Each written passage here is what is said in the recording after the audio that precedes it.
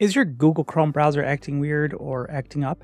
We'll show you one possible method to fix some issues that could be coming from Chrome. Once we're in Chrome here, we're going to hit the three dots on the top right, click on Settings. Then in here, we're going to go ahead and click on the top and search for the word clear. In here, you'll see clear browsing data. We're going to click on that and we're going to go down to the time range and say all time.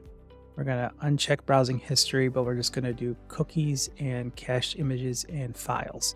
Take a look at some other things you can clear if you wanted, but you just want to be careful that you don't clear out anything that you might need, or if you have some logins that you're saved. As you can see here, it says cookies signs you out of most sites.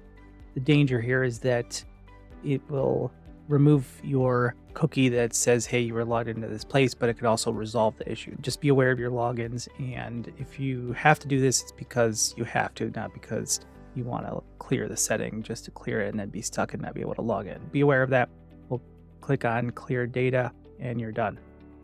Please like and subscribe, turn on notifications, and share this with your friends and colleagues. Thanks.